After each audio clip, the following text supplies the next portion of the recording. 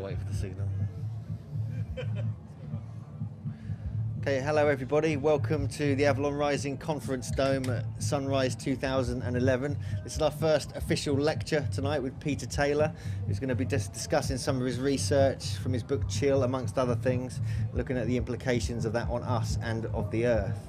So we've got lots of talks lined up over the next couple of days, pretty much 14 hours a day non-stop from tomorrow morning, so prepare yourself. And we're going on till midnight tonight as well, so please stick around and get all the knowledge that's being shared over these next few days. It's a really incredible lineup we've managed to pull together, so welcome. And so please give a warm welcome to Peter Taylor, and we'll crack on with Avalon Rising.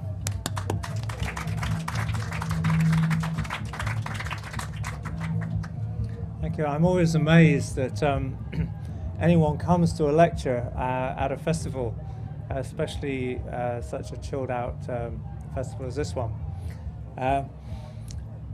I was part of the original team that got together, must be 7 or 8 years ago. It was an Earth Heart festival, and then eventually became Sunrise. And most of the time, or in fact all of the time in that early time, I was mostly involved with the dance teams, shamanic dance teams. And over the last couple of years, I've got back into my previous profession, which was as a scientist, as an ecologist. I got involved with looking at climate change, and I've written a recent book about that. But what I'd really like to do with this time is to bring those two worlds together and look at the world as a climate scientist would look at it, because I've been involved with the climate scientists and what they think and how they see things happening, and how the shamanic world sees what's happening, and see if we can find, well, actually, I have seen relationships between those two worlds which I would not have seen if I hadn't been involved, and particularly in environmental, which I go way back to the beginning of Greenpeace. So in terms of my greenness and my environmental commitment, it's been total, it's been my whole life. What I see now happening is very different from those very early days when we were campaigning for protection of the oceans, saving the whales, against nuclear power. I did all of that, and I used my scientific training to underpin the environmental campaigns that we were fighting. We now have a massive campaign to stop climate chaos, and all my former organizations that I work with are involved with that. Greenpeace, Friends of the Earth, the World Wildlife Fund, even the Royal Society for the Protection of Birds.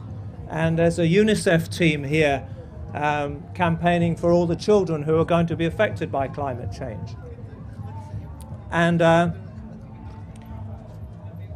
the problem that I had with all of that campaigning was that it saw the world in a particular way and the answers to climate change in a particular way, without really looking at what those answers would do to the things that we really care about: beauty, community, continuity, and biodiversity, and wildlife. Nobody was looking at the impact of all the policies that they were fighting for. And I started to ask, I said, okay, I see what you're advocating in relation to renewable energy, but where's your impact studies? Because renewable energy is not impact-free. And they hadn't done them. Greenpeace, World Wildlife Fund, RSPB, and they still haven't done them. They are concentrating on the overall political message.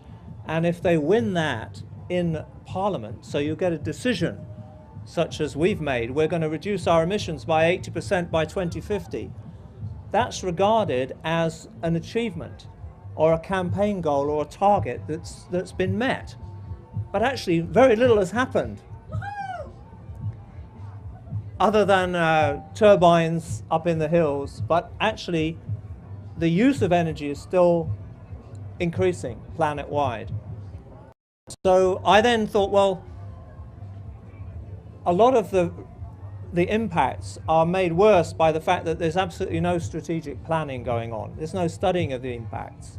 For example, we'll sign up for biofuels in our petrol tanks, 5% by 2010, 2012 or whatever. That's all been done. But nobody then looks at where do the biofuels come from? Tropical forests being cut down, biofuels being planted, people being moved off the land into cities, community being destroyed, livelihoods being destroyed, wildlife being destroyed.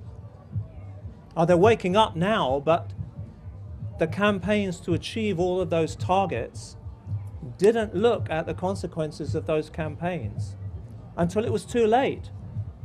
And now they're saying, well, hang on a minute, the biofuels thing, we've got to look at that more carefully. So I then looked at the science behind climate change. Again, I was involved in the 90s and I thought I understood it and I accepted it, and all my colleagues accepted the science. And I thought, well, I'll study it again just to find out how much time we've really got. And I'll tell you about what I found, but what I found really shocked me. And I produced a report and I put it online for 2 years, and I said, look, you're not going to like this, guys, but you know the bad guys, the people like SO and the oil people and the coal people, and you've been saying they're all deniers and it's all carbon dioxide. Well, actually, they're right. The enemy has actually got truth on their side, because what's happening, the climate is changing, but it's changing too fast to be due to carbon dioxide. Maybe a little bit carbon dioxide. And so I was studying the natural cycles.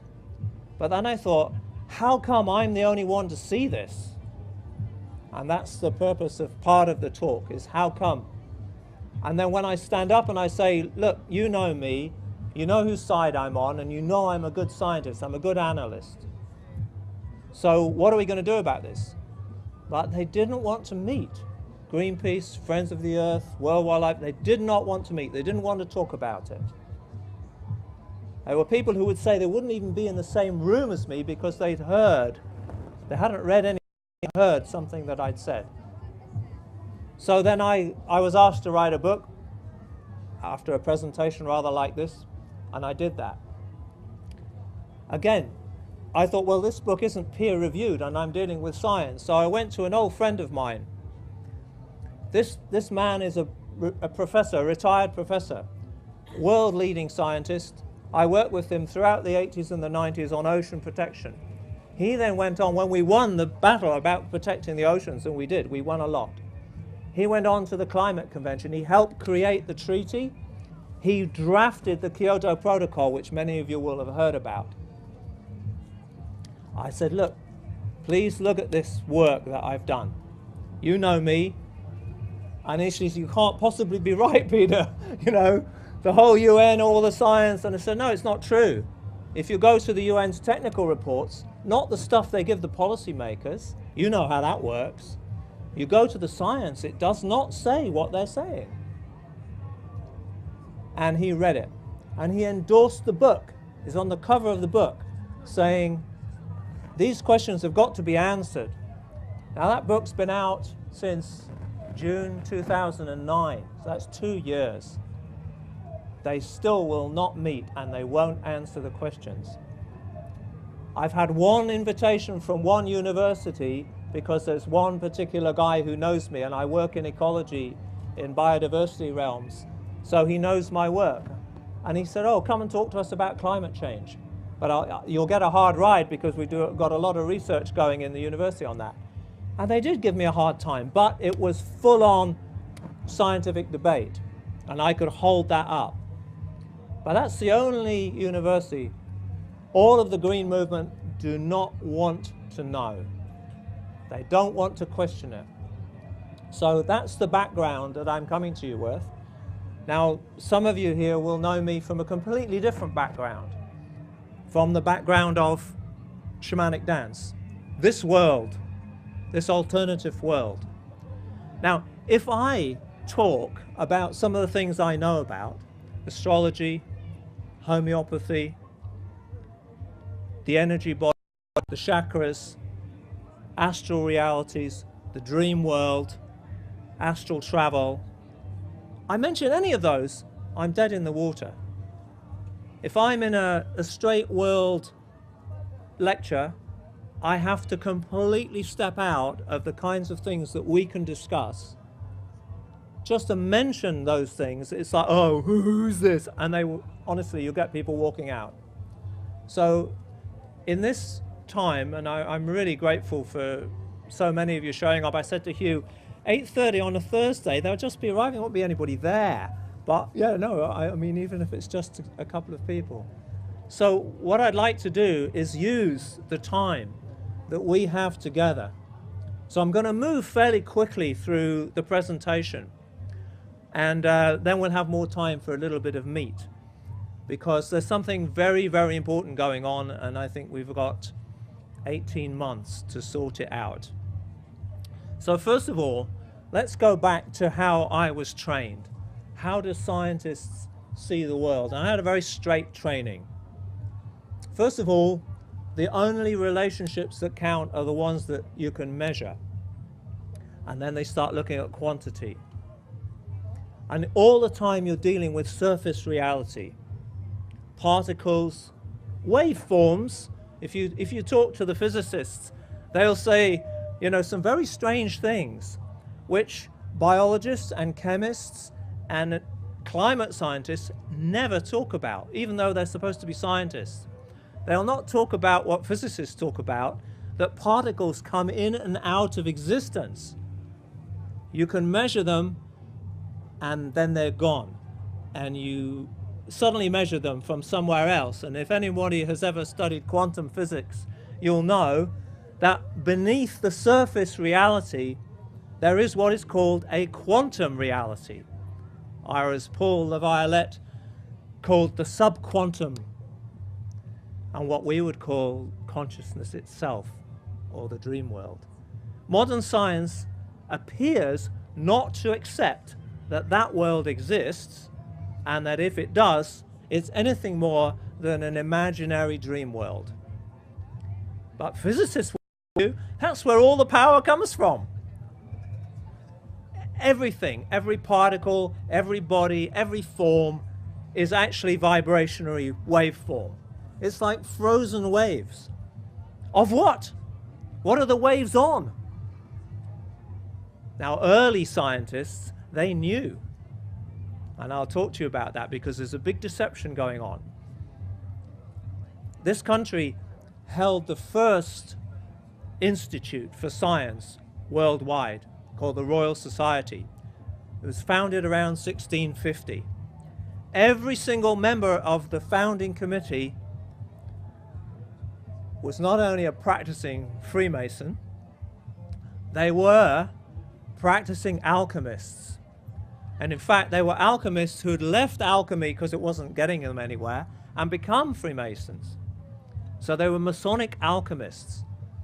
And what that means is that they had a whole training and a whole world which was inner reality. Alchemy wasn't playing with little chemistry sets. That was a cover to make sure the church didn't come along, get you arrested and tortured and executed. What those chemists were doing was a code for what we all do with our yoga training. And in fact, it's a code for what we do in Tantra yoga training, which is called, they call the alchemical marriage. That alchemical marriage is inner work on your consciousness. What happened to that? 1650. It's not there now in the scientific world. Or is it? We don't know, because that society is now secret. It's still secret. Masonic society is secret. What happens behind those Masonic doors? Most of the time, and for the majority of people, not very much. It's a bit like the Rotary Club. But the higher up you go, you are dealing with what was called in 1650 Magus territory. And I recommend a book called The Magus of Freemasonry. It's recently out by an Exeter academic called Thomas Churton. It's really good because it looks at the life of one of those early alchemist, scientist, masons. and how he was struggling, particularly with the alchemical marriage. You couldn't find a female partner who was sufficiently evolved to do the work. Why not? Most of them have been executed, burnt at the stake. Anyone with any real feminine consciousness had been systematically persecuted for several hundred years. The women teachers didn't exist. So alchemy, you couldn't do the alchemical marriage because you couldn't find a partner who was sufficiently empowered to meet you with the energy field of what we would call the divine feminine. So what did the alchemists do? They went and joined the Freemasons, because the Masons said, we don't use women. We don't have them. We have our own secret teachings, which remain secret. Now in yogic territory, you can go either way. You can do Tantra with a partner to work this energy, or you can be alone in a cave and do the whole yogic trip alone. It's the same work. And that's what I want to talk about, because that's the whole nature of the deception here. What I discovered in the climate science work, which is the only reason I've added it to the agenda, is I was interested as to why they'd got it wrong, so badly wrong. They thought that all of the warming they saw, and there was a big acceleration from 1980 to about 2000, they thought that was all down to carbon dioxide emissions, which had gone up at the same time. And so when I looked at it, I thought, well, what would it have done naturally during that time? And you go through all the documents, and they were saying, well, we don't really know what it would have done naturally. And I'm saying, well, you don't, because you're a bunch of mathematical physicists with computer models. But if you go to talk to the paleoclimate scientists, the ones that get their hands dirty in all the sediments and study the ice cores, they will tell you there are all manner of harmonic cycles. And when you study them, guess when they peak? Exactly the same time. It's like you set several waves going, seventh wave effect. They all peak at the same time, exactly the same time, between 1980 and 2005. So I then said to the scientists, how can you say it's all carbon dioxide? Ah, the computer model. Now, I've dealt with computer models before when they said, according to our computer models, low-level radiation cannot have any effect. And then I went along and I said, well, look, because I'm not a hands-on scientist, I work in scientific circles, and I could go along and say, well, what about Dr. Alice Stewart's work? She was told low-level radiation didn't have any effect, but she went to the data, and that is counting the number of children dying of leukemia from the women who had been x-rayed when they were pregnant. And she was one person.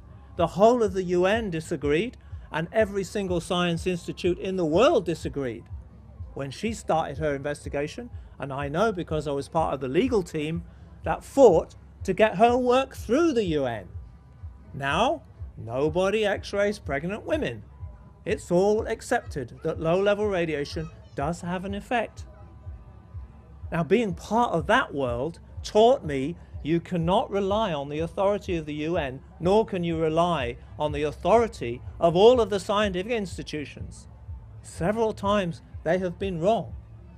You remember the ozone hole and the CFCs, and how everyone came together to ban CFCs and stopped it happening? But nobody talks about the committee of the UN and all the scientific institutions that said, yeah, pump it out, man. It doesn't have any effect.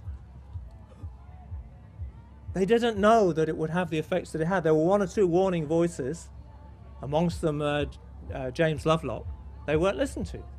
So that's my background, the analytical background, the not trusting the authority. I'm quite happy with authority when it's earned its spurs, but in these cases they come at me with computer models, and I'm saying, well, hang on a minute, let me look at this a bit more closely.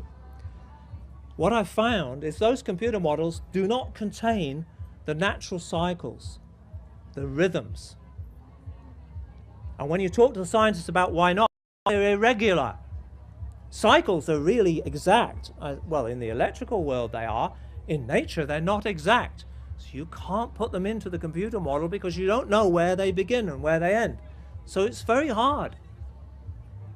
What struck me, I'll come to this a bit later, is that all of that cycles and rhythms, and there's a whole story about the sun's dark energy, the magnetic pulses that you don't see, dark, magnetic, cycles, rhythms. It's all feminine reality. It's all a different side of the mind to the mathematical mind that's actually creating the models. So we have a gender problem, which I'll come to. Just to give a little bit of background, I came to this particular question of climate during some government work that I was doing about 10 years ago. I have a small group of ecologists and graphic designers. We don't do a lot together now, but we did 10 years ago. We created a computer virtual reality of a typical British landscape. And you can fly into that. And you can look at it from different angles. Purely as a planning tool.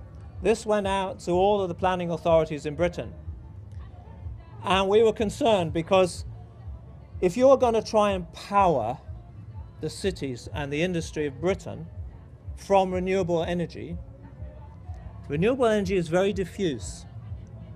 Wind, wave, solar, you've got to bring it together somehow. You want to harvest the wind for a city, you need a mega turbine. It's going to be 400 feet high. And all it is an aerospace propeller on a stilt, and it thumps away with a vibration and a sound, and it's going to completely destroy your landscape. You don't need one of them, you need 10,000, 20,000. If you've been to the Scottish Highlands recently or Central Wales, take a good look. An electro-technical landscape. Beauty, community, eagles, vultures in Greece and Crete, say goodbye. If you try to power this culture from renewables without integration. Now, I was working with a team, said, let's see if we can integrate it. And we did about 3 years' work, and I just said, you can't. You can't. If you try to power this civilization from renewable energy, you will go and destroy the very things that you care about. What really disturbed me was that the Greens were saying, well, we've got to sacrifice all of that. I said, what? Wildlife, beauty, community? You know, what's life about? So that project, after that project, that's when I started to think, well, how much time have we got left? Shortly after that, this super duper politician, nearly, very closely, the most powerful man in the world, went on the campaign trail on climate change. Now, he put out a film, and he has about 9 million followers, young people, very enthusiastic, dedicated young people like yourself. They really care about the planet, and they follow him.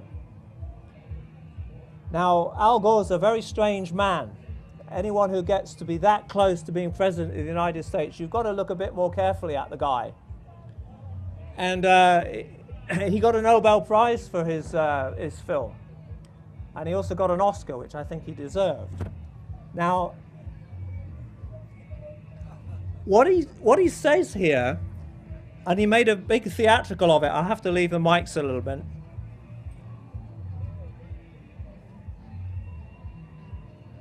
The red is carbon dioxide, and he's saying the carbon dioxide is causing the temperature to go up.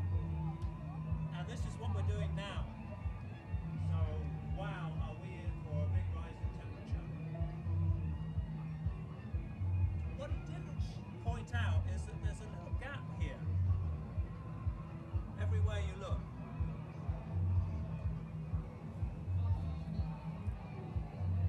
The temperature rises before the carbon dioxide. And you hardly notice because it's about an 800-year to 1,000-year delay. In a 100,000-year cycle, there are 4 cycles. This is the Antarctic ice core record. There are 4.5 cycles that we know about. And so you hardly notice this. But every single climate scientist who studies the ice core knows that the carbon dioxide does not start the process. There is a theory that it amplifies it, that it adds a little bit to the peak. And I've been working on that with another scientist, so talk about that afterwards. Thank you. Yeah. What Al Gore didn't also point out is that several years before he went on the campaign trail, he founded a very special bank. He took some of the best experts out of Goldman Sachs, who, if you know anything about banking, is quite a dark global operation. And he founded an investment bank which specialized entirely in carbon credits. So the moment that the United States signed up to Kyoto, which is what he was campaigning for, he moved from being a multimillionaire to being into the billionaire category. Now, normally, if you came to, say, the British Parliament and you made such a presentation, you would be required to declare any financial interests you had. But not for a film and a documentary, and not for the UN, and not for the Nobel Peace Prize Committee, and obviously not for the Oscars either. So he's not entirely what he seems. And in fact, he also said, there's no scientific discussion here. All the scientists are in agreement. But as vice president, he would have been around in 2001 when the US Academy of Sciences advised the US government, you cannot trust the UN's assessment. Now, they changed their mind in 2004.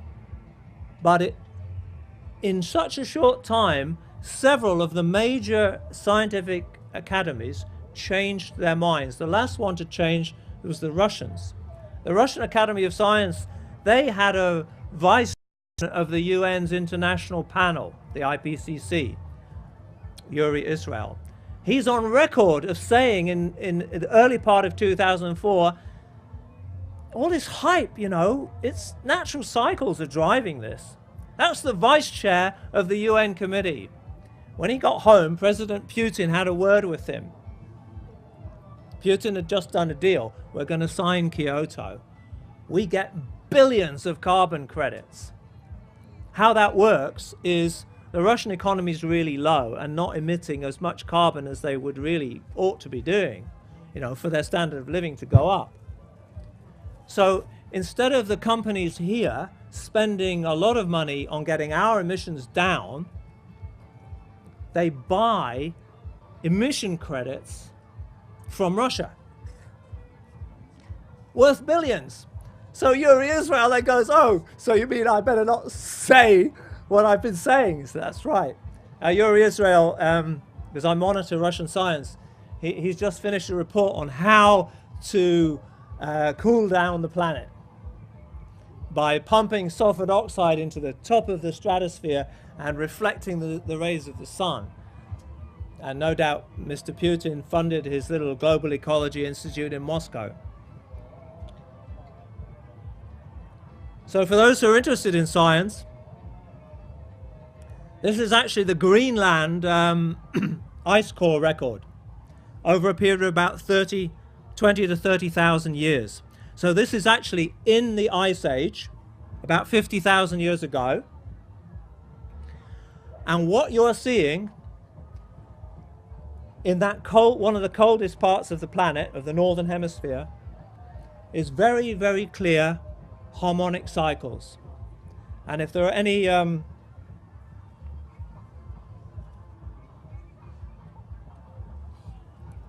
I'll come over.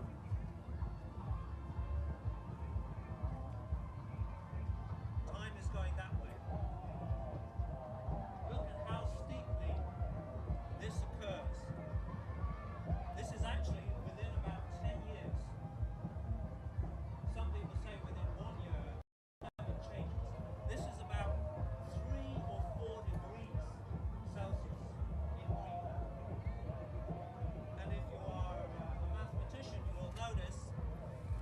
this ratio. There, there, there, there. And then it starts again.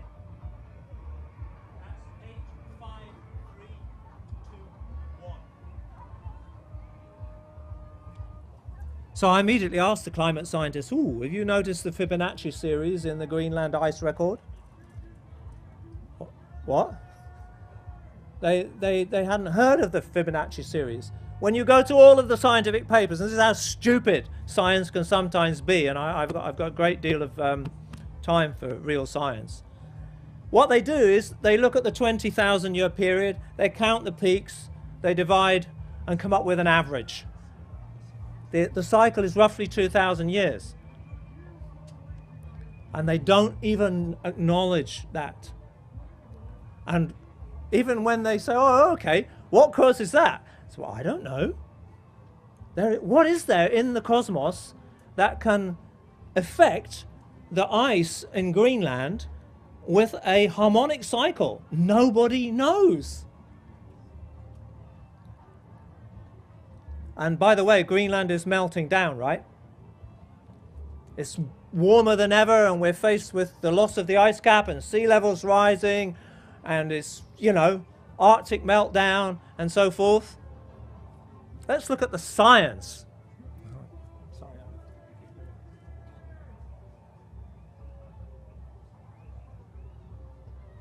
This is the last 10,000 years.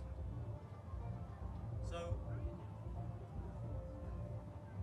going that way, it's already warm. So this is after the Ice Age. This period is called the Holocene. So it's our time. It's for about 10,000 years, the world, the globe, is warm. For 90,000 years, it's cold. So this is our period. It's coming to an end.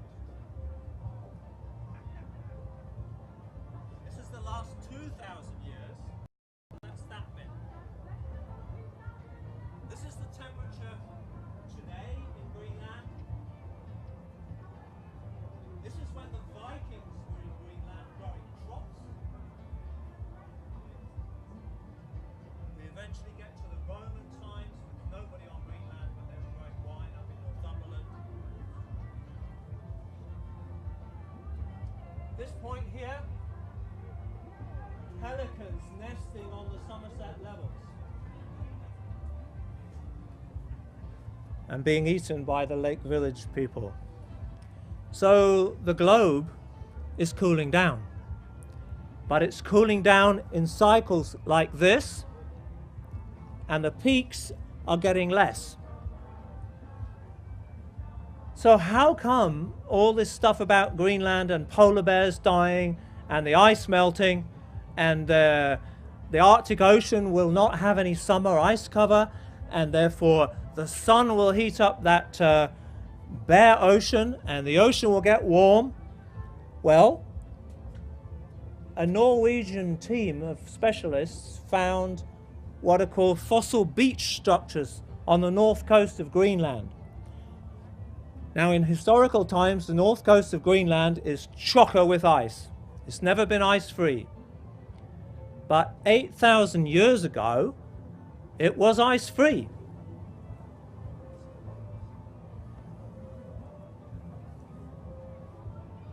So the Arctic Ocean didn't get warm. Millions of tons of methane didn't get released from the permafrost or from the sediments. The polar bears didn't die out. The whole thing was 2 or 3 degrees warmer than it is now. These things are not generally spoken about, but they are well known amongst real climate scientists who most of the time don't dare to go against the global consensus.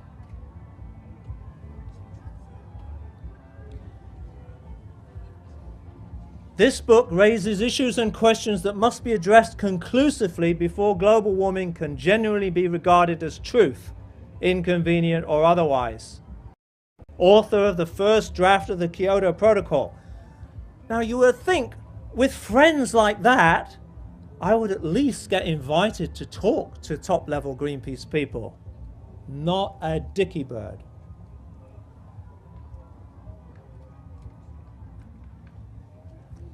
So what is a shaman trained to see? I should say a little bit that most of my training is as a yogi. We're in the Himalayas with a certain yogic master called Babaji, who some of you may have heard about. He was last in a body in 1984, and I was very fortunate to spend a bit of time with him before he left. So for the last 25, 26 years, I've been in intensive yogic training. And in yogic training, you're trying to expand your consciousness. But after about 10 years, and my teacher taught me mostly telepathically, Babaji did not have, you couldn't have a conversation with him. He would say, sit down, meditate, and listen. I'll talk to you inside. That's a bit tricky for a Westerner. It's like, oh, there's all kinds of conversations going on inside. How do I know? Babaji, I haven't got it here, but I did write a little autobiography, which is actually part of the story. I wrote it in 1994, and it was about what happened to me in 1984 and a few other people. And I published it in 2004. And it's called Shiva's Rainbow. You can get it on Amazon. It talks about going to see a yogic master, and then coming back into the world. And at that time, I was a government advisor on radioactive waste management. They had accepted that they got it wrong, and they'd invited Greenpeace's experts, of which I was one, onto their committees and said, come, talk to us, we've got to sort this out. So I had a foot in these two weird worlds. Meanwhile, we discovered, or a group of martial artists discovered that illegal radioactive waste was being dumped off the coast of Cornwall illegally. And they came to Greenpeace. At the time, one of my brothers was working in the Greenpeace office. He rang me up and he said, Peter, we've got some really news here. We've discovered an illegal dumping operation. We've got to get, really on the case. So I said, okay, and I was an expert in radioactive waste at the time. So then Robert, my brother, said, there's only one problem. The guys who discovered this did it by astral traveling. Oh no, how do we put that to Greenpeace top management? And I said, well, I mean, it is an incredible story and it's there in the book. Now, many of you will know, and I mean, it's not, you don't actually have to be able to do it. You can watch the movies, the Men Who Stare at Goats.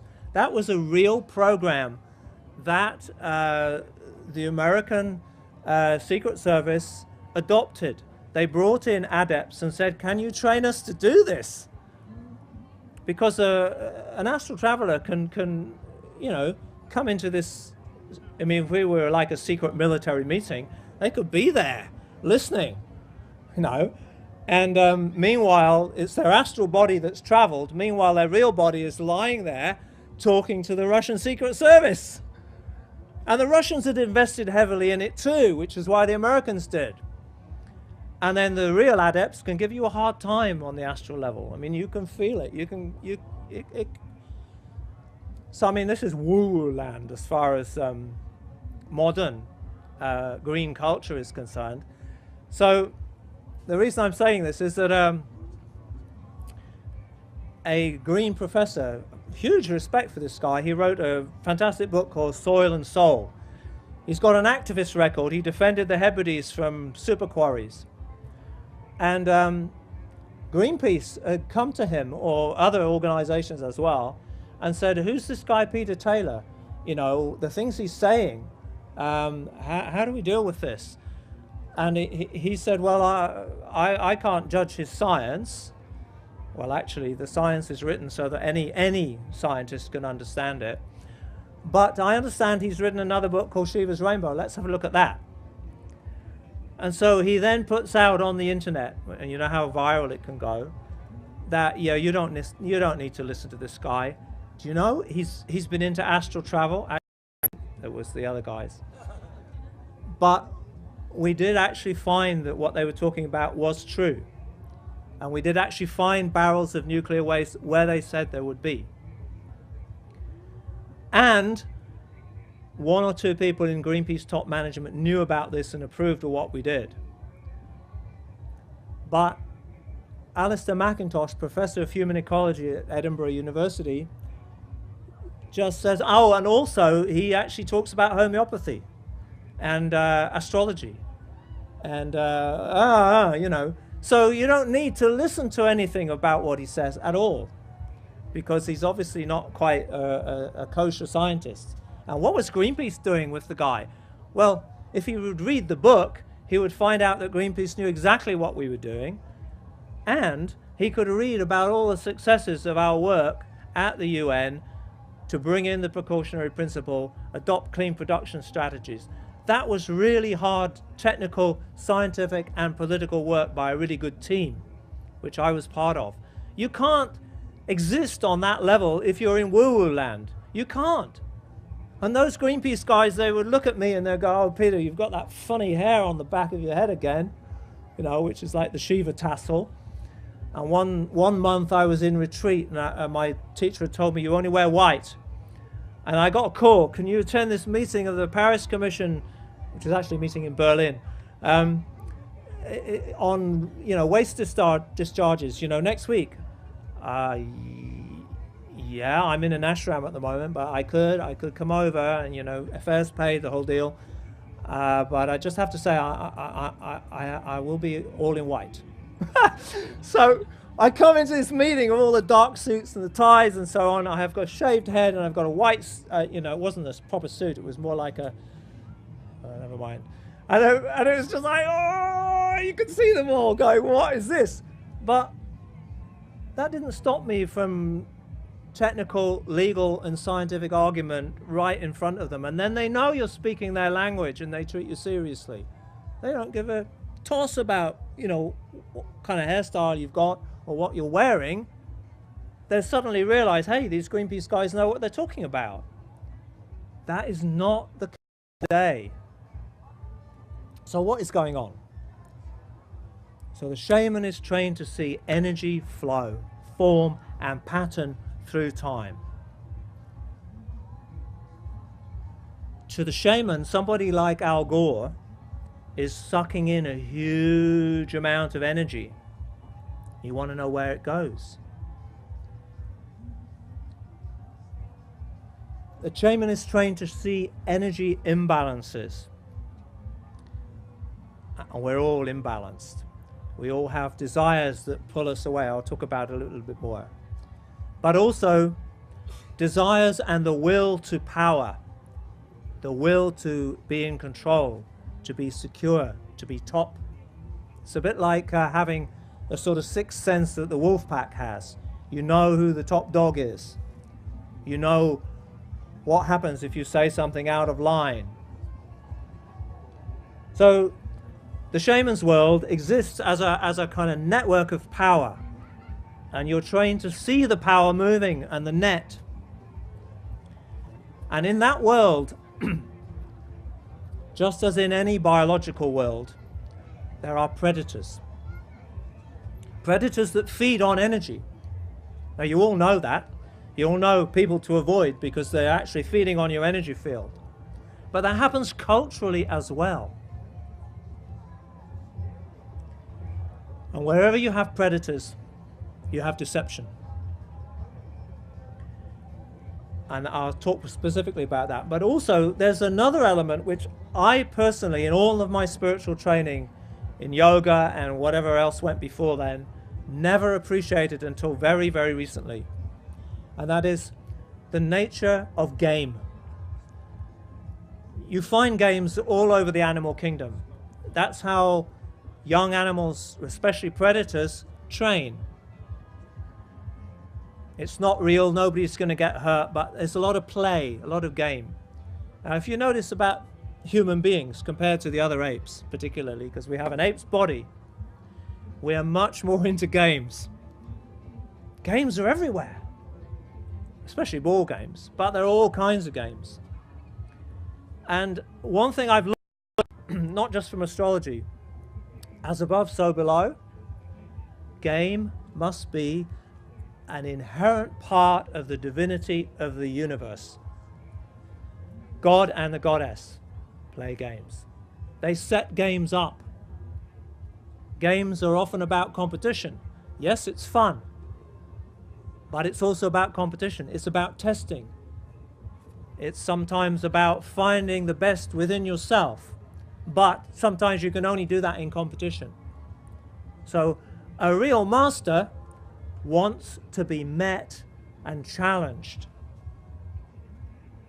Otherwise, it's going to get boring. They're at the top. And the young bucks can only know how good they are by coming up against that competition. So humans are full of that. So what's that got to do with climate change? Well, let's look.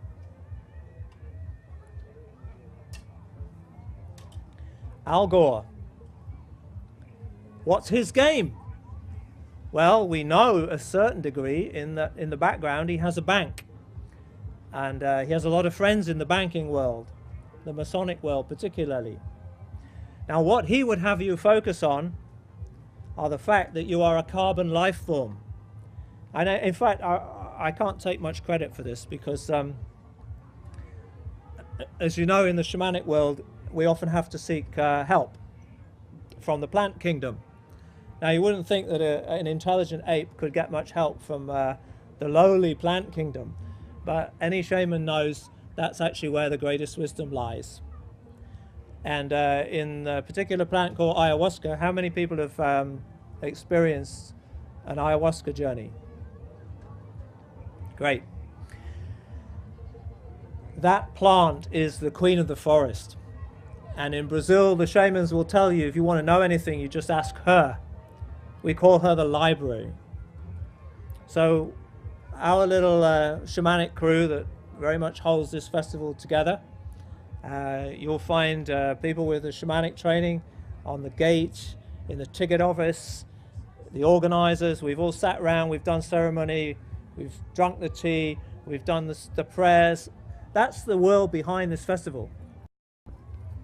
So I asked ayahuasca, what on earth is this dude up to? Because I'm not enough of a shaman to be able to see. And she said, it's all about frequency. Carbon has a particular frequency. And by focusing on carbon, you will be drawn into that frequency. This man is a magician. He wants you to look only at the carbon frequency. You tune into carbon, you are all carbon life forms. The crucial thing about carbon life forms, and it's taken 500 million years to evolve you, is you're very complex. I'm one of you, more or less. It's a complex life form. It has therefore a limited lifespan. The simpler you are, if you're just one cell, you're pretty much eternal.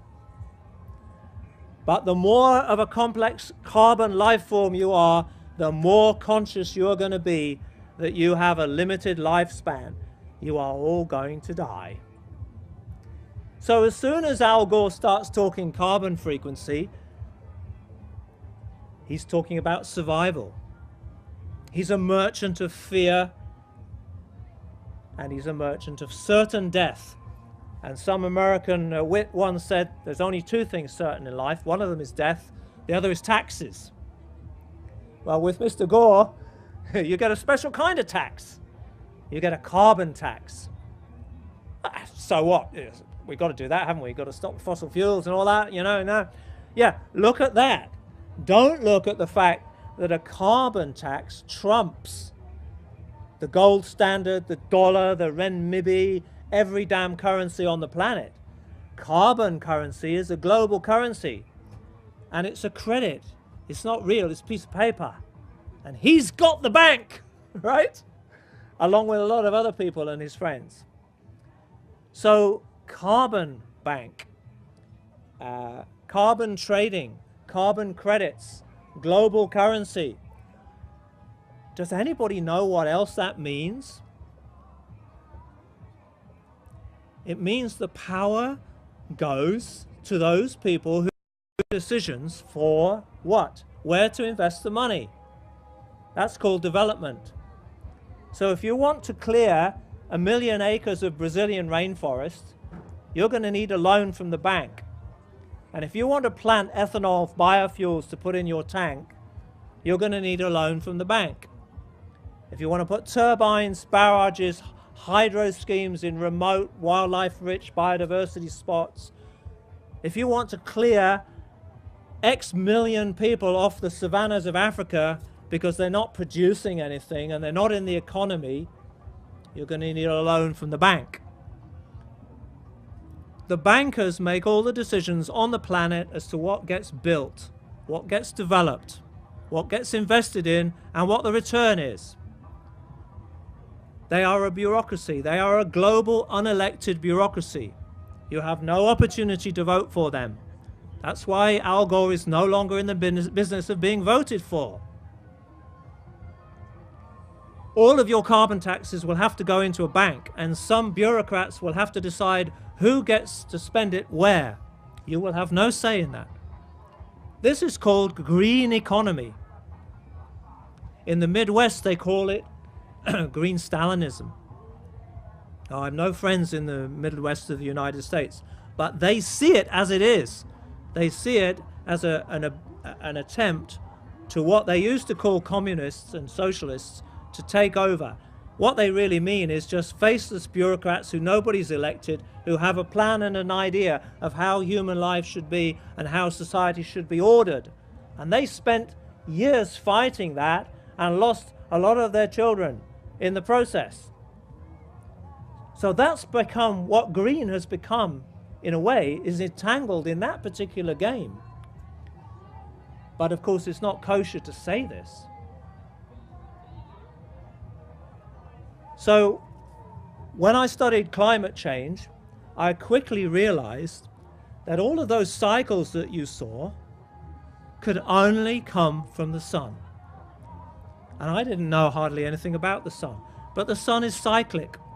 It's cyclic not in much in terms of the visible light that it puts out. That stays pretty much the same. It varies by 0.1%. But the light that you cannot see, ultraviolet, that varies by about 10%. The magnetic fields vary enormously. They've gone up by 200% in the last 100 years, coincident with global warming. If you go back to what was called the Little Ice Age, when Europe froze, the northern hemisphere froze, massive starvation, famine, and disease everywhere,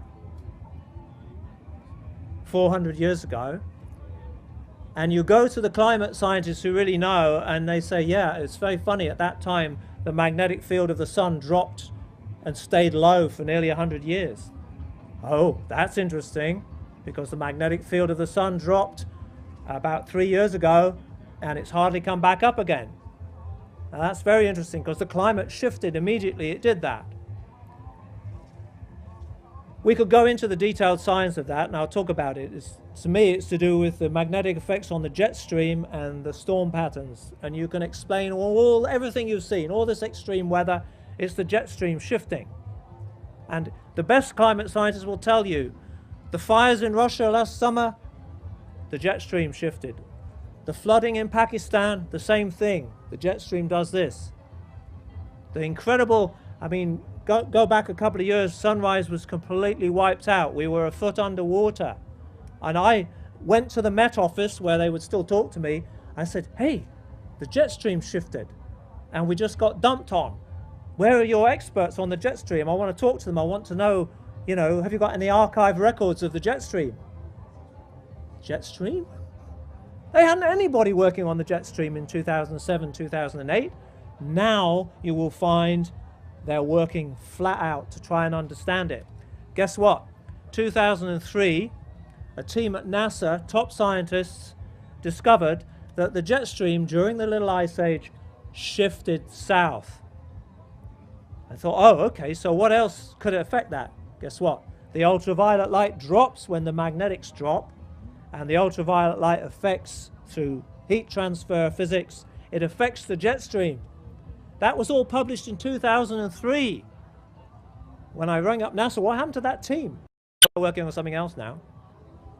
The director of that unit is a rabid follower of Al Gore. They're in cahoots. James Hansen.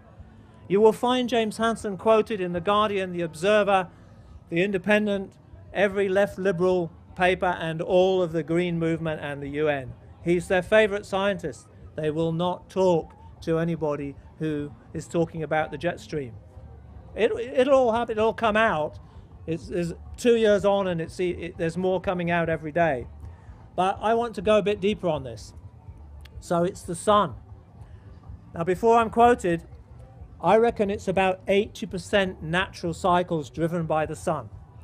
20% carbon dioxide. I'm not a denier. Carbon dioxide is a greenhouse gas.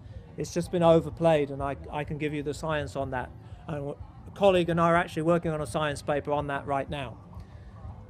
So yes, it's got warmer. Yes, carbon dioxide is a greenhouse gas, and yes, it has a role, but it's a small one, about 20%. Half your emissions, and you're dealing with 10% of the driving force. It's so important as to what the natural cycle will do next. And that was why the book was called Chill, because I think it might just get cold. And we've already had the cooling in the northern hemisphere in key places. I'll come to that. That's where we grow the world's food surpluses. They've all had a drop in yields. You'll read about it this year. I predicted it 3 years ago. 2011, world food crisis. We won't have enough to feed everybody. It's the sun. But don't look at the sun. Why? Because you're dealing with an element. The sun is mostly hydrogen. It's not a complex life form. It's simple, elemental, eternal. If you look at its magnetic field, it's a plasmic web. It goes out beyond Pluto. It's got rhythms. If you could hear it, it's like a whole symphony playing. It's a sound system. It's got a beating heart. It's got an 11-year orgasmic cycle for any ladies present. It winds itself up to a frenzy and then comes down. And then it winds itself up again and comes down on an 11-year, more or less, cycle. All of this is invisible. Ethereal, cyclic, and of course the sun. The sun is the free spirit.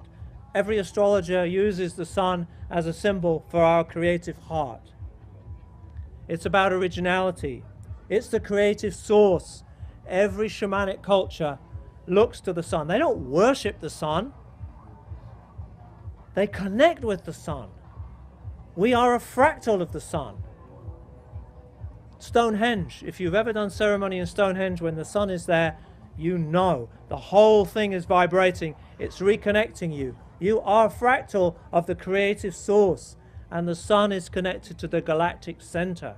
We will come on to in 2011 in a minute, in 2012 in a minute. This is spirituality.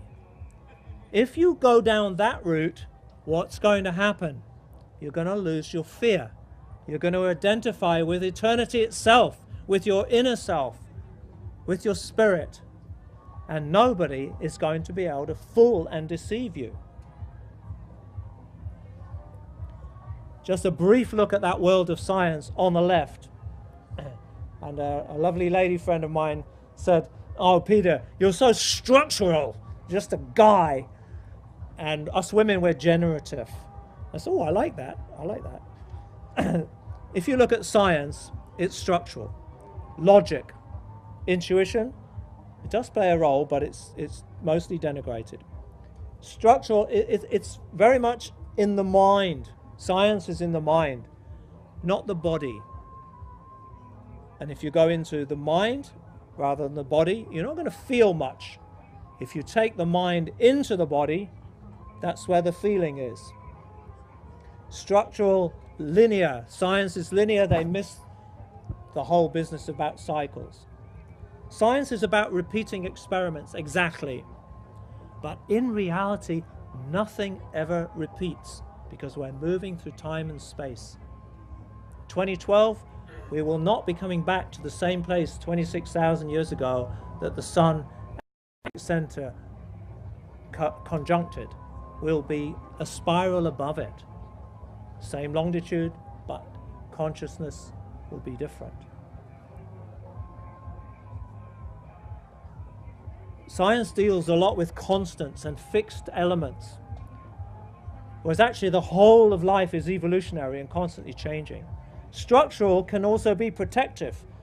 The true male, with his power, is a protective force. The feminine equivalent of that is an embracing. Males like to order things, whereas the opposite of that, and I don't mean women and men opposite, positive, negative. We haven't got yin yang or a better words. Ordering, chaotic, constant, changing and irregular, light, dark, imagining where you're putting it all out, dreaming where you receive, building, birthing. On the left is a description of science. On the right is a description of knowledge. And recently we did a very wonderful ceremony in Glastonbury where the men and the women, for the first time, and I've been there 13 years, for the first time we came together in a dance with all of the kind of shamanic guys and all of the shamanic women and all of the power holders. The women organized it, and they said to me, would you come over and just look after the men while make a little fire while we do ceremony? We've got something we want to say to you. So I thought, oh, that sounds interesting. So we had 14 men around the fire, and I said, you know, I think the women, they'll call us with a conch in a couple of hours, and it would be really nice to take them something. Well, we can do some medicine bundle work. I can explain that later if anyone doesn't know what that is. You weave your prayers into a little bundle. We put all the bundles together, we'll take that to the women. But, you know, I think what they're going to do is they're going to apologize. They're going to say, look, we're really sorry for the hard time that we've given you guys over the last couple of decades. It's all into patriarchy. We know that. We're all very damaged, and we've given you guys a really hard time. And that's going to be amazing but you know what, I think we should take them a dance. Are you up for it? And the men said, yeah, cool. So we choreographed a little dance. And sure enough, the women said, we're sorry, we've given you such a hard time and we've really squashed you down sometimes and so on. And so we said, thank you, and here's our medicine bundle. I said, but we really don't feel that squashed. Actually, we're feeling really good right now, and we got a little dance for you. And so we did it together. And it was a real expression of what it is to be a true man, which is that we, as men, have the power to take everything that is into our hearts. And so we did that. It's a bit like a kind of Avalonian equivalent of the New Zealand haka. We really got into the kind of male power, and we take all of that into our hearts. Everything there is, there's earth as well, we take that into our hearts. And we were singing, I'm not going to do it now, but I had a whole choir to back me up before. And so it's like, and then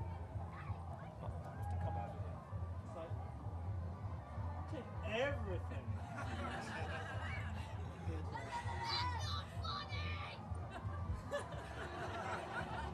The women were laughing anyway. And then it's like into our hearts. Everything. That's all these dudes. Totally silent. Women would cry. It's just amazing. So this is the real work. The fusion of consciousness. That's alchemical. That's 200 meters away from Arthur's grave and 200 meters away from the Tor and all the ley lines meeting in the heart chakra of the planet. You know, okay, so this is the woo-woo land that the science world dismisses. But this is our world here. This is what this festival is all about. It's about the heart, it's about creativity, it's about music, it's about feeling the earth. That's not what Al Gore is about. No, Professor McIntosh said This guy says in his autobiography, he got into wearing pinstripe suits and flying business class. Well, if you're going to pose in the UN as an international lawyer, you've got to wear a suit. Secondly, I still got it. Secondly, you fly business class because if you miss the plane, you can get on the next one. He holds that against me. Al Gore has his own plane. How many suits do you think he's got? He's got a mansion that would completely dwarf my carbon footprint. I live in a shared house. That is the mentality that you're up against. No more words for that. So where's the imbalance coming from? When you leave here, you're going to go back into the imbalanced world that does not support your creativity. Now, I want to skip this bit because I want to get closer to the end. You all know the story. The imbalance is there in this patriarchal structural world, which is completely destroying the planet, irrespective of what climate does, because before the Industrial Revolution, before everybody could be industrialized, you had to get rid of the only smart people on the planet. And by that I mean the ones who had the wisdom. The ancients called wisdom Sophia. They had a name for it. That little ceremony that we did when I was called in said, we've got a new goddess. I got another one in Glastonbury. And it's, we don't know much about it. And we've built this figure and so on. And, but we know she's called Sophia. And I just had a big, deep download about Sophia. Shown how stupid I'd been in my rational, structural mind, particularly in relationships with certain women. And I'm going, oh my God. I couldn't see the wisdom because it wasn't rational, it wasn't logical, it didn't make sense. But someone knew what would happen and was trying to get me to change, and I didn't. And sure enough, it all went tits up. And Spirit was saying, if you'd listen to her, that is feminine wisdom. That's what the ancients talked about. It's intuitive. It's coming from a deeper place. It's dark. It's not logical. It's not rational. The women teachers who had that were systematically executed, humiliated, tortured, and they were ritually executed.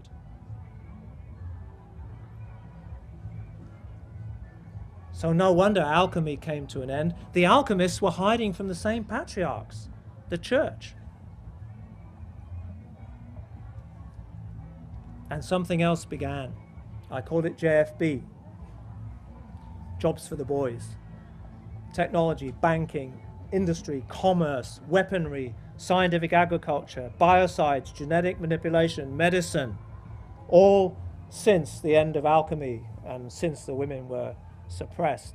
The military-industrial complex, Eisenhower warned about this. You all know about the military-industrial complex, but he also said, beware of the scientists. They will seek to set policy. And look around at the language that's being used. War on terror, you all know what that means. War on poverty, well, you think that's okay, isn't it? But it isn't. Look more carefully at it. Who does it benefit? War on drugs. The more money they spend on helicopters and gunships and everything in Colombia, guess what happens? The supply increases and the price drops. When the Taliban ruled Afghanistan, well, first of all, when the Russians went in to Afghanistan during the communist era, at the end of the communist era, certain Russians had enough money to buy all the companies. They're currently called the oligarchs. Where did they get their money from? Afghanistan during the Soviet era supplied 95% of the global heroin trade. When the Taliban kicked the Russians out, it was 2%. When the Americans took over, guess what happened? Went back up to 95%. Here you have a super sophisticated occupation with every surveillance thing under the sun and a huge industry. War on cancer, war on disease, war on climate. You have to look at who it's benefiting. I won't go into too much detail. You know most of this stuff anyway. This was a presentation to a lot of straight people who hadn't really thought about these things. You already have. I want to get on to Om Namah Shivaya. How do we deal with this damaged culture? I now have to go into, between now and 2012, a different mode. All of my guides are saying, you can't turn this round, not in time. We have to do something else. And what I've been doing is looking at my yogic knowledge and how to heal the damage. And if you look at that diagram, and most of you are familiar with the chakra system. Yeah, anybody not familiar with it? Great.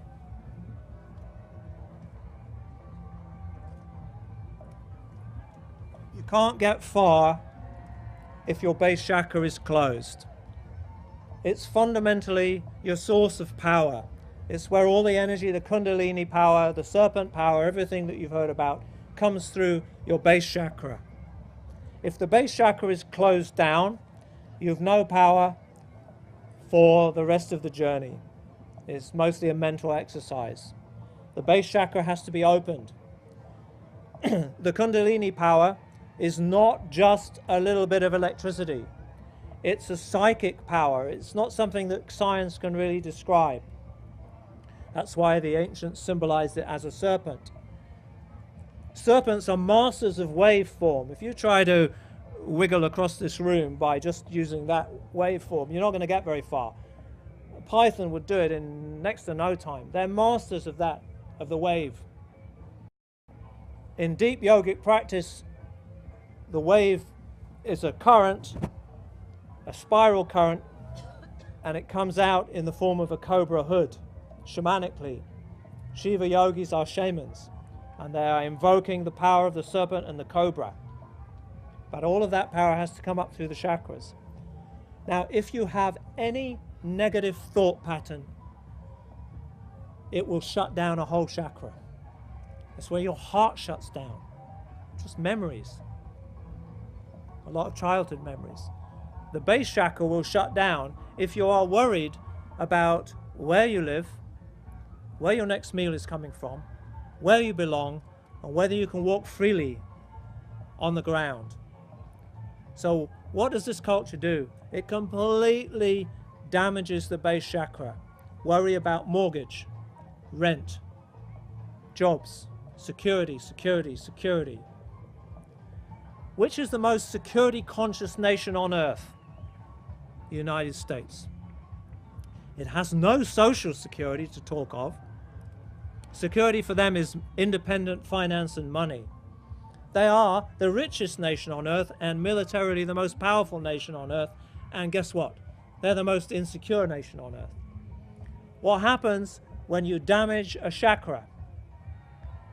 The psychic power of that chakra projects outwards.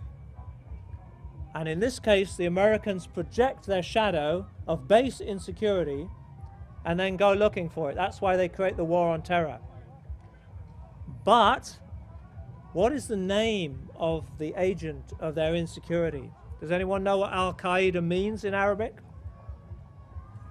It means the base. Once you have got your base sorted out, you've got your feet on the earth, you're secure, you know where your next meal is coming from, you're not worried about anything, and actually you can enter that space quite easily. You're all perfectly safe right now, and you're well fed, and you're secure. If you can just get that on a mental level, your base chakra will open up, and guess what will happen? You'll get horny. As soon as you feel really, really safe and secure and on the earth, you're up for it. So what do we do with our children? They're relatively secure, right? As teenagers, we damage their sexual chakra. We so overhype sexuality that as soon as the energy comes up, it's drawn out. And what happens to the girls? All this drawn out projected energy is coming at them, so they shut down. And so the boys are completely off center and the women are completely insecure. And how do we teach boys to deal with that energy surge? We don't. I got taught by another 11-year-old. We do that? Oh no, And then it's like, well, what's everyone doing?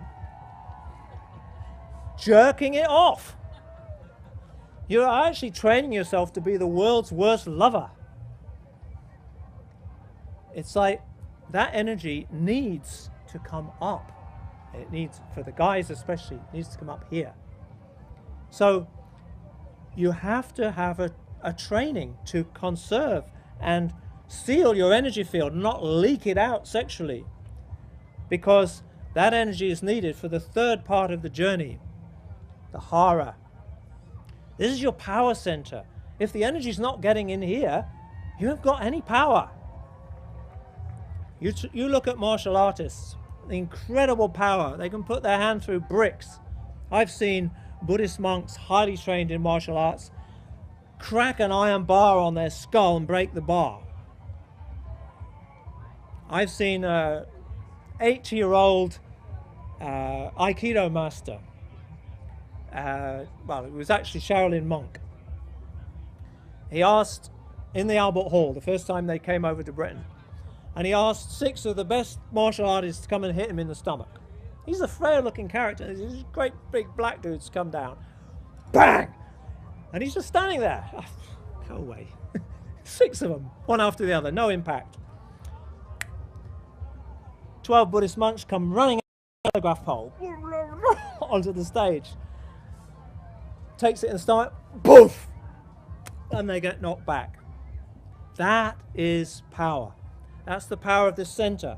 It takes 30 years to take that energy up from the earth and hold it and hold it and hold it in your hara. And all of Aikido and all of martial arts and a lot of dance is about that. Extending your ki from that power center. But even then, once you've got that power, it's got to come up to the heart. If you don't have the power, everybody has authority over you. You're not going to stand up to the power structure. You don't have a free will. How many of you can say that when you leave here, you can do exactly what you want to do? You're not going to go into any job that you don't want to do. You're not going to do anything you don't want to do. How many can say that? That's about right, percentage-wise, for this culture that we have called freedom and democracy. There's nobody, very few people have a free will. That's our culture. It's not possible. Once you do this work, you can't do that. You can't do it. Especially when you've got somebody in false authority, some Egypt, telling you what to do, and you know they're wrong. But you have to because you want to keep your job and your security. So we're getting into what the damage is all about. And we come to the heart. And we're coming into the heart from below. This is something that healers know about, and rebirthers especially, working with the healing power of the earth, that bring it in from below. The Druids called this gateway the Derwen.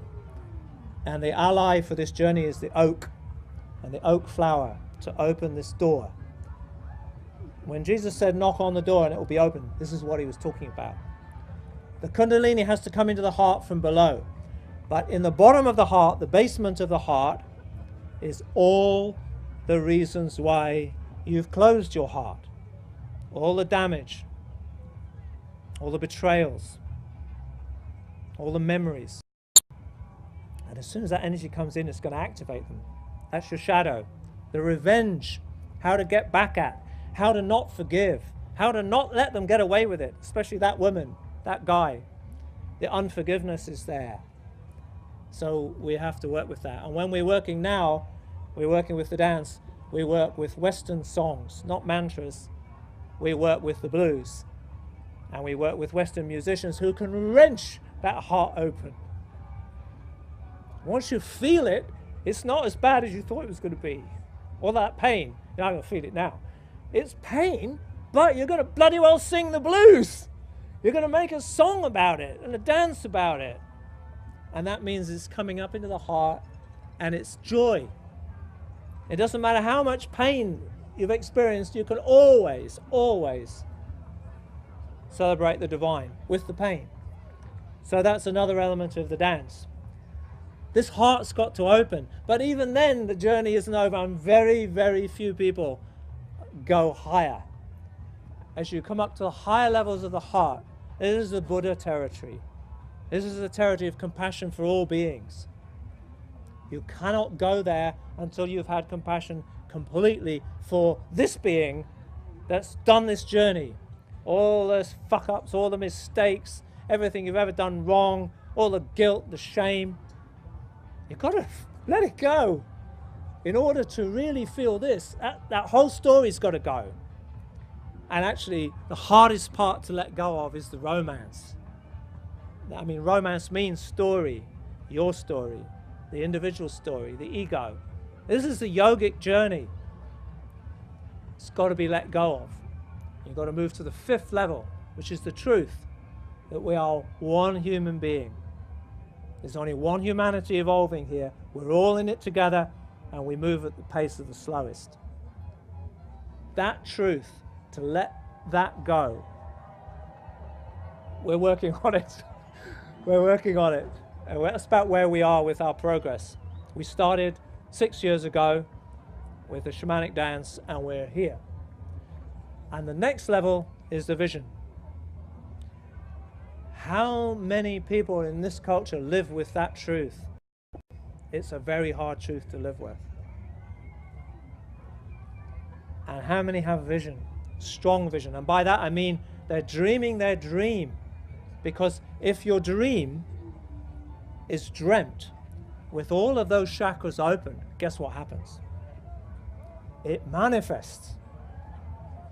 It does. So as a healer, and we do, a lot of healers here, we know not to open all these circuits up too quickly because they energize the shadow. And the last thing you want is to manifest all of your dreams right now, because a lot of them are negative. A lot of them are negative about you, about me. So that's all got to be purified. So you've got to go back to the base. And it's work. It takes years to clear all of this. And now I want to say something about 2012. I'll go through all the base, and of course indigenous people didn't have to do any of this. They didn't have the damage.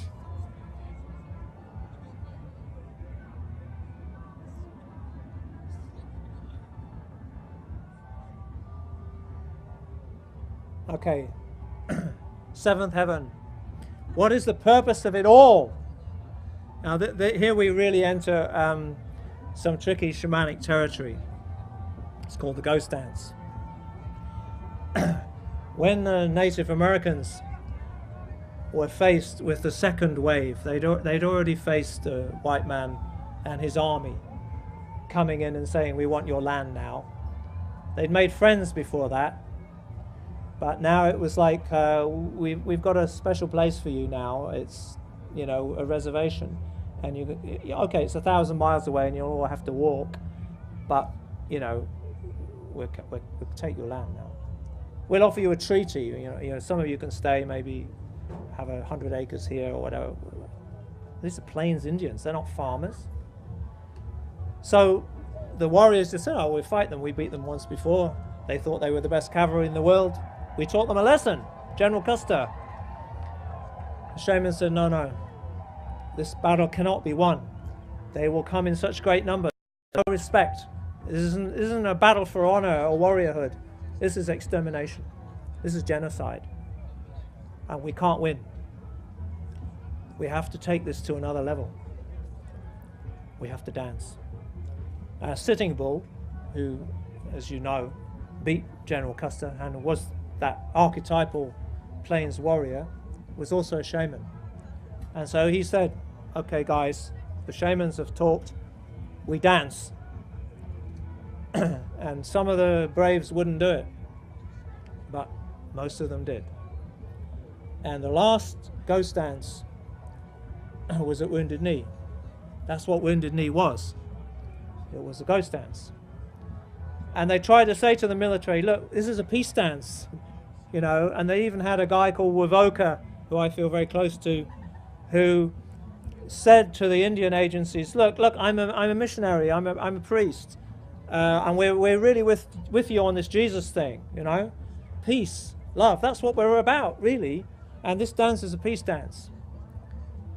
But they didn't trust him, and they surrounded the dance with cannon and machine guns. And at some point, something triggered, and they massacred everybody, men, women, children. What was happening? What was the ghost dance? How do you take it to another level? The shamans are now telling us, 2012, big stuff coming down. Now I'm just repeating what they've told me. I have been shown things, I've seen visions, so what? But for me, it's already there. The beginning of this year, if you were living in Russia when the fires were there, if you were living in Pakistan, if you were living in Mobile, the American town that got completely wiped out by tornadoes, if you were living in Fukushima, your world would already have ended. You would already be in the end time. It's happening. So what is it? What is this end time? A lot of people talk about the survival elements. That's not what we're about. We're all going to die anyway. How cool is it if we go together? You know, it's like, but this is not about death, and it's not about survival. It's about the quality of consciousness. What the ghost dance, those Native Americans were dancing for, was they were saying, actually, what's at stake here is not our community, but humanity, consciousness itself. These guys have lost the plot. They're not conscious. We have to embed in the other world, the sub-quantum reality, we've got to embed what it is to be a human being, and we've got to do it really strong, because these guys are taking over. So they had to dream it, and the ghost dance is a dream dance, and that's why it took 4 days and some people died. They're working all the time with the rhythm, with the kundalini, and they're bringing it up here, and then they dream. And that dream was that at some point in the future, the true human being would manifest in the children of the soldiers that we're facing. They will come to know and respect the ways of the red man. That time is here and now, and you will know it. You can see the teepees, and the Native American teachings are everywhere, and we honor them. So that time is now. This is the end time. And some of those shamans said, and we're coming back to help with this. And the Mayans are back here. All the shamans are back. All the yogis are back. Every conscious being who's trying to raise consciousness is back at this time to raise consciousness. For what? So I just give you my theory. But it's drawn and born here in Sunrise from sitting with Hugh and Jeff Stray and Mark Healy, and getting to understand, and the astrologers, and getting to understand exactly what 2012 is about. 2012 is about the rising sun at winter solstice conjuncting galactic center. It hasn't done that for 26,000 years. It's only an angle But in astrology, it's a symbol. And what it's a symbol for is that at that point, galactic center, 27 Sagittarius, there is a portal. And humanity has had 26,000 years to evolve something. What is it? It's not these microphones. It's not the technology, the energy systems. It's consciousness itself. What aspect of consciousness? The quality of the heart, creativity, music, that is consciousness itself. And that is what we have to do, what the Native Americans did. We've got to take all of that we have as the new indigenous peoples onto that dream level. Then it doesn't matter what happens here. We might lose everything, but we will have done our work, and that consciousness will be residing in the Mayan, and maybe we'll get a chance over the weekend to talk about this. But talking with Jeff and John Major Jenkins, who was recently in Glastonbury, the Mayan tablets talk about the return of the great jaguar king. To an archaeologist, that means that this dude, who in 600 AD was called the Jaguar King, thinks he's going to reincarnate and come back in 2012. And that's what the whole tablet is about. They're not reading it shamanically. Why would the top priest king in the Mayan culture, fantastic culture surrounded by jungle, why did they have their chief deity a jaguar and a black one? Why? It's a predator. But for them, it was the ultimate deity. They called it the eater of souls. In the tablets, they talk about the return, not of some jaguar king, the return of the ultimate predator, the ultimate eater of souls. And they did special dances with black jaguar skins. We've been doing dances to the black jaguar since 2004 without understanding why. I only learnt this last year.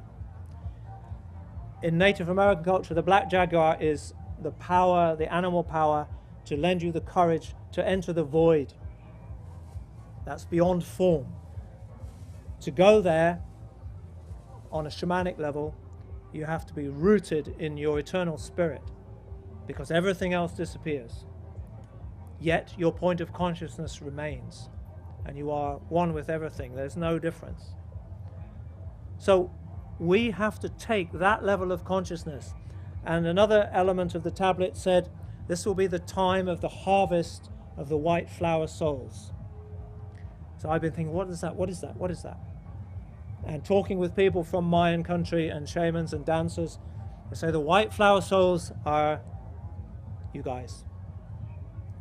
We are the white flower souls. We are the ones who are working constantly to raise the consciousness of humanity. It doesn't matter how you do it. You teach yoga, you teach dance, you're a musician. You're here because you want to raise the vibration. This is a human story, and you want it to be as good as it gets. That's the job. That's our job. And the harvest is the energy that we create from that work. And she, the cosmic mother, the great black jaguar in the sky, is going to come and take it. Now, on a cosmic physics level, she can do that with a massive galactic kundalini wave that we're dust. That can happen anytime. You can call it a supernova, it doesn't matter what you call it. She is quite capable of turning us to dust in an instant tomorrow. But this still lives. And so if she wants this, and she wants to take it and birth it in some other part of the galaxy in a whole new way, that's her business. It's not ours. Ours is to do the best we can. If she births it here again, that's her business. What's the lifespan of a human soul? You all thought it was eternal. Maybe not. Maybe like every other thing that's ever lived, it has a birth, a life, and a death. Maybe 2012 is, come in, your number is up. And maybe not, I don't know. But it could be. And it doesn't matter, because the one thing I am certain of is we're going to be dancing. And we're going to have done the work, and we've got 18 months. We're going to be as juicy as we can possibly get, and we're going to give it all back to her. So that's the ghost dance. Don't listen to Mr. Gore. Yes, we have to do stuff about energy and all of that, and I can talk to you about that. But the real stuff, the real work, is actually what we're doing here in Sunrise. So enjoy.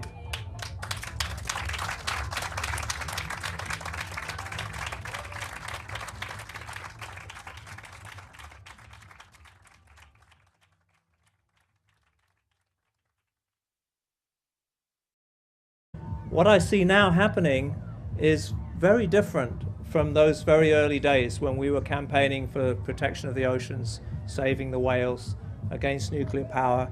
I did all of that, and I used my scientific training to underpin the environmental campaigns that we were fighting. We now have a massive campaign to stop climate chaos, and all my former organizations that I work with are involved with that. Greenpeace, Friends of the Earth, the World Wildlife Fund, even the Royal Society for the Protection of Birds. And there's a UNICEF team here campaigning for all the children who are going to be affected by climate change. And the problem I had with all of that campaigning was that it saw the world in a particular way and the answers to climate change in a particular way, without really looking at what those answers would do to the things that we really care about: beauty, community, continuity, and biodiversity, and wildlife. Nobody was looking at the impact of all the policies that they were fighting for. And I started to ask, I said, okay, I see what you're advocating in relation to renewable energy, but where's your impact studies? Because renewable energy is not impact-free. And they hadn't done them. Greenpeace, World Wildlife Fund, RSPB, and they still haven't done them. They are concentrating on the overall political message. And if they win that in Parliament, so you get a decision such as we've made, we're going to reduce our emissions by 80% by 2050, that's regarded as an achievement or a campaign goal or a target that's been met. But actually very little has happened other than turbines up in the hills, but actually the use of energy is still increasing planet-wide. So I then thought, well, a lot of the impacts are made worse by the fact that there's absolutely no strategic planning going on. There's no studying of the impacts. For example, we'll sign up for biofuels in our petrol tanks, 5% by 2010, 2012 or whatever. That's all been done. But nobody then looks at where do the biofuels come from? Tropical forests being cut down, biofuels being planted, people being moved off the land into cities, community being destroyed, livelihoods being destroyed, wildlife being destroyed. They're waking up now, but the campaigns to achieve all of those targets didn't look at the consequences of those campaigns until it was too late. And now they're saying, well, hang on a minute, the biofuels thing, we've got to look at that more carefully. So I then looked at the science behind climate change. Again, I was involved in the 90s and I thought I understood it and I accepted it, and all my colleagues accepted the science. And I thought, well, I'll study it again just to find out how much time we've really got. And I'll tell you about what I found, but what I found really shocked me. And I produced a report and I put it online for 2 years, and I said, look, you're not going to like this, guys, but you know the bad guys, the people like SO and the oil people and the coal people, and you've been saying they're all deniers and it's all carbon dioxide. Well, actually, they're right. The enemy has actually got truth on their side, because what's happening, the climate is changing, but it's changing too fast to be due to carbon dioxide. Maybe a little bit carbon dioxide. And so I was studying the natural cycles. But then I thought, how come I'm the only one to see this? And that's the purpose of part of the talk, is how come? And then when I stand up and I say, look, you know me, you know whose side I'm on, and you know I'm a good scientist, I'm a good analyst. So what are we going to do about this? But they didn't want to meet. Greenpeace, Friends of the Earth, World Wildlife, they did not want to meet. They didn't want to talk about it. There were people who would say they wouldn't even be in the same room as me because they hadn't read anything, heard something that I'd said. So then I was asked to write a book after a presentation rather like this, and I did that. Again, I thought, well, this book isn't peer-reviewed and I'm dealing with science, so I went to an old friend of mine. This man is a professor, a retired professor, world-leading scientist. I worked with him throughout the 80s and the 90s on ocean protection. He then went on, when we won the battle about protecting the oceans, and we did, we won a lot. He went on, I'm going to move fairly quickly through the presentation, and then we'll have more time for a little bit of meat, because there's something very, very important going on, and I think we've got 18 months to sort it out. So first of all, let's go back to how I was trained. How do scientists see the world? And I had a very straight training. First of all, the only relationships that count are the ones that you can measure. And then they start looking at quantity. And all the time you're dealing with surface reality. Particles, waveforms.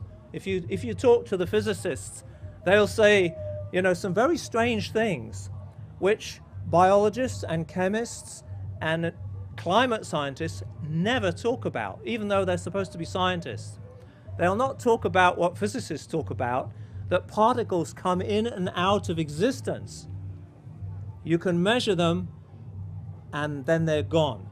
And you suddenly measure them from somewhere else. And if anybody has ever studied quantum physics, you'll know that beneath the surface reality, there is what is called a quantum reality, or as Paul Laviolette called the subquantum, and what we would call consciousness itself, or the dream world.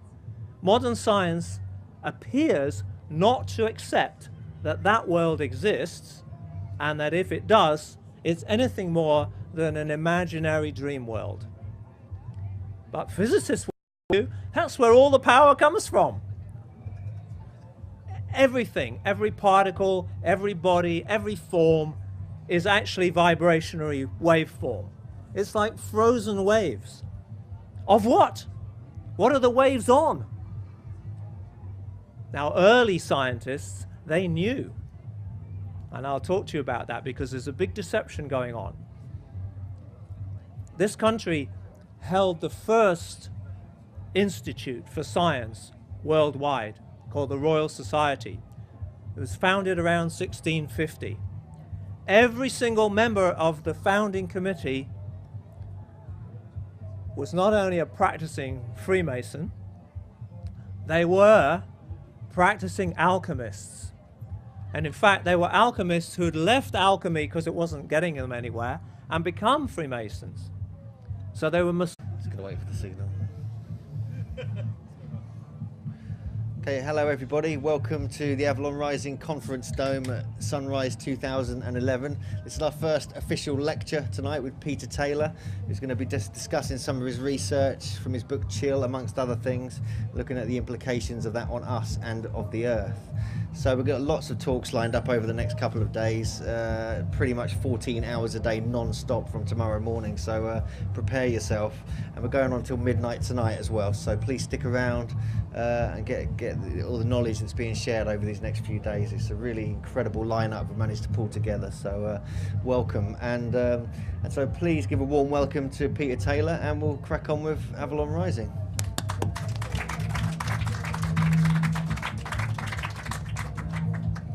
Thank you. I'm always amazed that anyone comes to a lecture at a festival, especially such a chilled out festival as this one.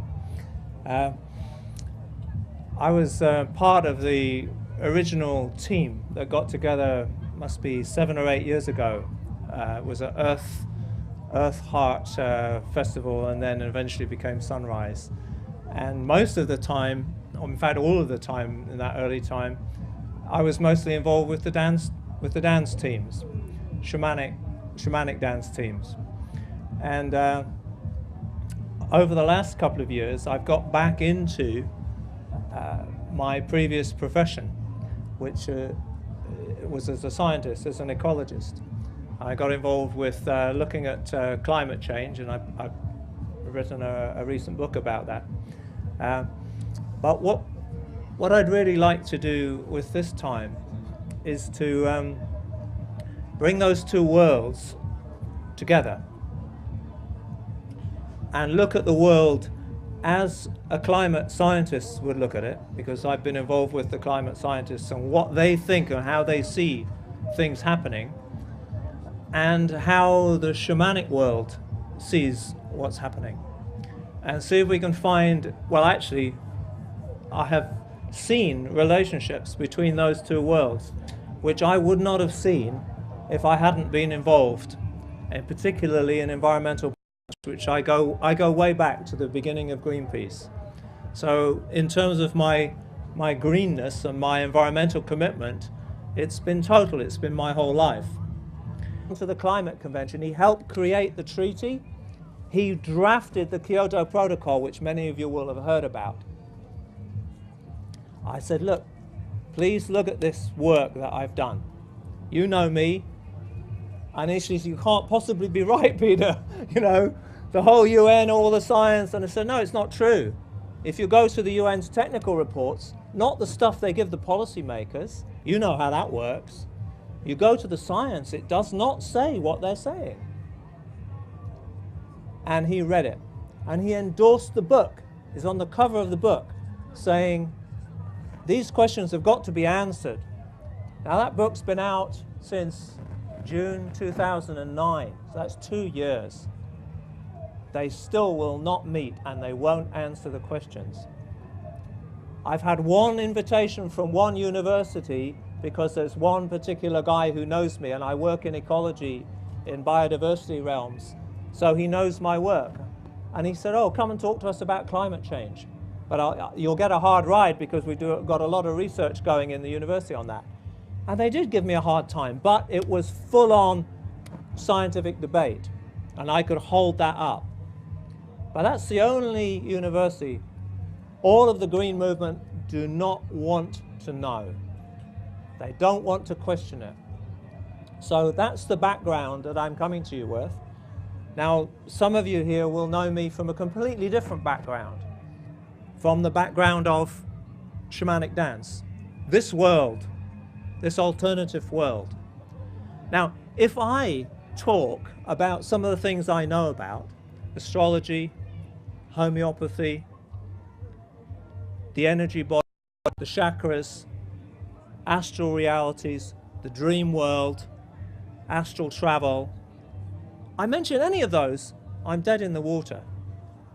If I'm in a straight world lecture, I have to completely step out of the kinds of things that we can discuss. Just to mention those things, it's like, oh, who's this? And they will, honestly, you'll get people walking out. So in this time, and I'm really grateful for so many of you showing up. I said to Hugh, 8:30 on a Thursday, they'll just be arriving, there won't be anybody there. But yeah, no, I mean, even if it's just a couple of people. So what I'd like to do is use the time that we have together